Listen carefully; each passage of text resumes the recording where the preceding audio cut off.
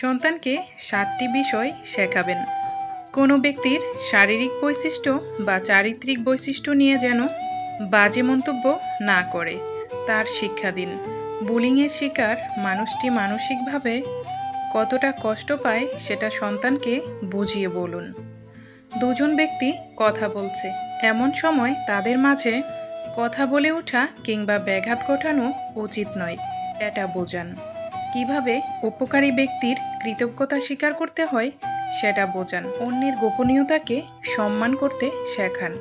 কারো রুমে প্রবেশের দরকার হলে দরজায় নক করা এবং তার অনুমতি পাওয়ার আগ পর্যন্ত অপেক্ষা করতে বলুন। সন্তান কোনো ভুল করলে তাকে দুঃখিত বলতে শেখান।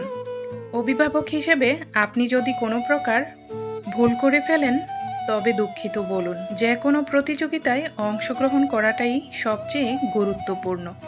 হেরে যাওয়া বা জয়ী হওয়াটা বড় কথা নয়, এসব শেখান। সন্তানকে বাধ্য রাখতে প্রতিদিন এই 4টি কাজ করুন। নাম্বার 1, সন্তানকে সাথে নিয়ে একবার হলেও খাবার খেতে বসুন।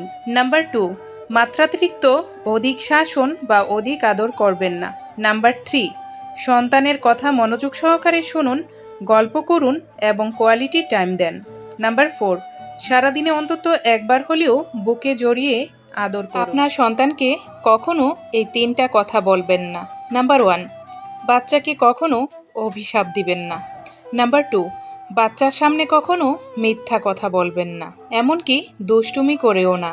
নাম্বার 3, বাচ্চাদের সামনে মা বাবা ঝগড়া করবেন না। বাচ্চাদের ব্রেন ড্যামেজের জন্য 6টি অভ্যাসই যথেষ্ট। নাম্বার 1, অতিরিক্ত চিনি জাতীয় খাদ্য গ্রহণ।